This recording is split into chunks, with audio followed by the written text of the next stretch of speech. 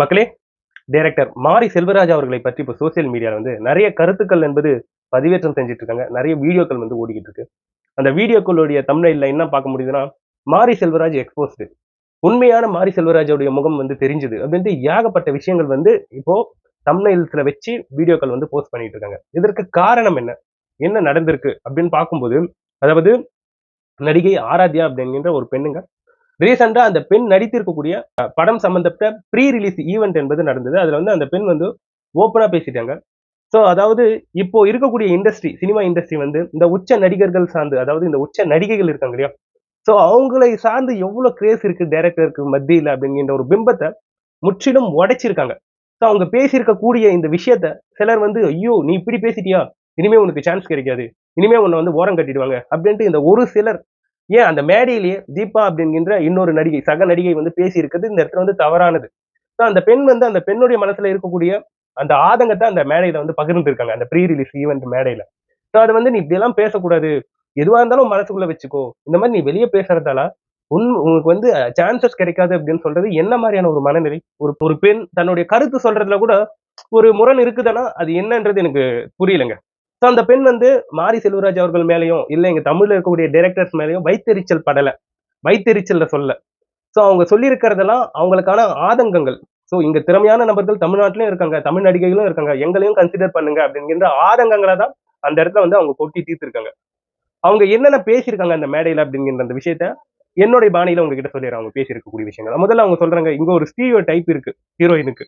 அது என்னன்னு பார்த்தோம்னா, அந்த பெண்ணுக்கு வந்து கல்யாணம் ஆகிருக்கக்கூடாது, அந்த பெண் வந்து 25 வயசுக்கு கீழே இருக்கும், அந்த மாதிரி இருக்கக்கூடிய பெண்களை தான் இங்க வந்து நடிக்க வைக்கிறாங்க. அதுக்கப்புறம் மாரி செல்வராஜ் அவர்கள் ஒரு இன்டர்வியூல வந்து சொல்லியிருக்கக்கூடிய விஷயங்களை வந்து ஆராத்யா அவர்கள் வந்து கேட்டிருப்பாங்க வேணுமோ, அதையும் மேடையில போட்டு உடைச்சிட்டாங்க. அதாவது மாரி செல்வராஜ் அவர்கள் வந்து சொல்றாங்க, ரொம்ப டெடிகேட்டிவான பர்சன் இருந்தாங்கன்னா மலையாளியா இருந்தா கூட நான் எடுத்து நடிக்க வைப்பேன் அப்படிங்கிற விஷயத்த மாரி செல்வராஜ் அவர்கள் சொன்னது இவங்களை ஆராத்யா அவர்களை வந்து ட்ரிகர் பண்ணிருக்கு. அவங்க சொல்றாங்க, சார் இங்க தமிழ் இண்டஸ்ட்ரியிலையும் இங்கேயும் நாங்களும் டெடிகேட்டிவா ரொம்ப கஷ்டப்பட்டு ஹார்ட் ஒர்க் போட்டு நடிக்கக்கூடிய நடிகைகளும் நாங்களும் இங்க இருக்கோம்.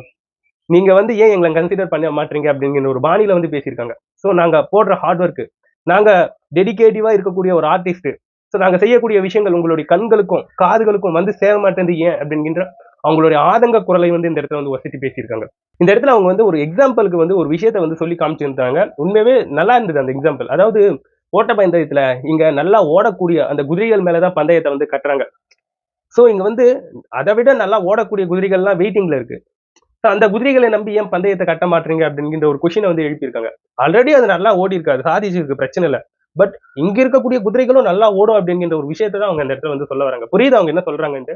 சோ இப்போ வந்து தமிழ் இண்டஸ்ட்ரியிலயும் சரி, நம்மளுடைய இந்தியன் சினிமா இண்டஸ்ட்ரியிலயும் சரி, ரொம்ப முக்கியத்துவம் கொடுக்கறது யாருக்குன்னு பார்க்கும்போது 2, 3 படத்துல நடிச்சு ரொம்ப கவர்ச்சியெல்லாம் காட்டி கிளாமரா இருக்கக்கூடிய நடிகைகளை வந்து தேர்வு செய்யறாங்க. ஆனா உண்மையா திறமை இருக்கக்கூடிய அந்த ஆர்டிஸ்ட், அந்த பெண் நடிகளை வந்து ஓரம் காட்டுறாங்க. அதனுடைய வெளிப்பாடு தான் இப்ப அவங்க வந்து சொல்லியிருக்காங்க. சோ ஒரு விஷயத்த இந்த இடத்துல வந்து நான் சொல்றேன். இந்த இடத்துல மலையாளி, கேரளா, தெலுங்கு, கன்னடா இதெல்லாம் பிரிச்சு பார்க்க வேணாம். ஓகே, யாரா இருந்தாலும் ஹார்ட் ஒர்க்குக்கு, டெடிகேட்டிவ்க்கு வந்து நல்ல மதிப்பு குடுத்து ஹீரோயின்கள வந்து நடிக்க வைக்கலாம். நான் தப்பு சொல்லவே இல்ல. பட் திறமை இருக்கக்கூடிய நபர்களுக்கும் இந்த இடத்துல வந்து வாய்ப்பு தாங்க. இந்த இடத்துல வந்து இத விட சுயநலமா பேசவே முடியாது. அதாவது நம்ம நபர்கள நம்ம பார்த்துக்காம வேற யாரு வந்து பார்த்துப்பாங்க? ம்.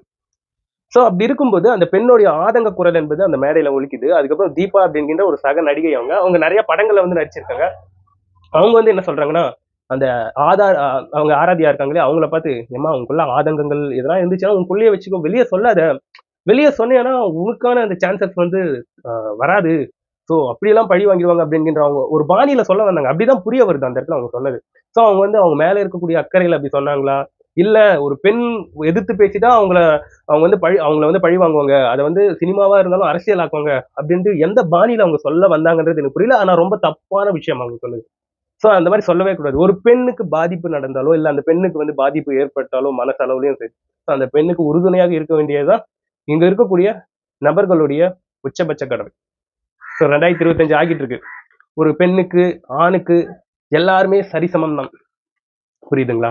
அந்த மாரி இருக்கும்போது, பெண்ணுக்கு ஒரு ஸ்டீரியோ டைப்பு, ஆணுன்னா ஒரு ஹீரோ மாரி டாமினன்ட் பண்ணணும் அப்படிலாம் கிடையாது. சோ 2 பேருக்கும் முக்கியத்துவம் கொடுக்கணும் சினிமா இண்டஸ்ட்ரியில. இதே மாரி திறமை இருக்கக்கூடிய நபர்களுக்கும் முக்கியத்துவம் குடுக்கணும். அதுல வந்து மாற்று கருத்தே கிடையாது.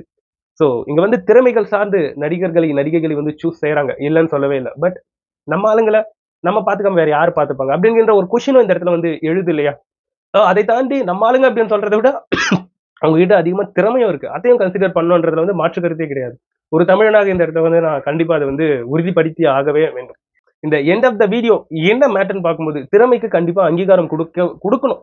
முக்கியமா இங்க இருக்கக்கூடிய நம்மவர்களுக்கு வந்து அவங்களுடைய திறமையை சோதிச்சு அவங்களுக்கு வந்து வாய்ப்புகளை வந்து தந்தறில கண்டிப்பா தரணும் அவங்களுக்கு. சோ அதுல வந்து பாரபட்சமே பார்க்கக்கூடாது. நீங்க வந்து அதர் ஸ்டேட்ல இருந்து நடிகைகளை வச்சு நடிக்க வச்சுக்கோங்க.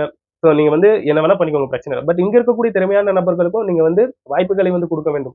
அது வந்து மாற்று கருத்தே கிடையாது. இப்ப ரீசென்ட் டைம்ல இது போன்ற நடிகைகள், இந்த பாடகிகள் சார்ந்த சம்பவங்கள் வந்து நிறைய நடக்குது. சின்மை விஷயத்த கூட நம்ம கேள்விப்பட்டோம்.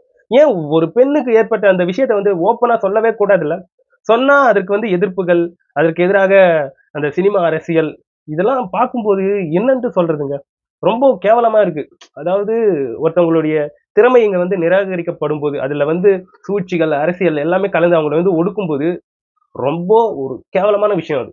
ஸோ அதுல வந்து மாற்று கருத்தே கிடையாது.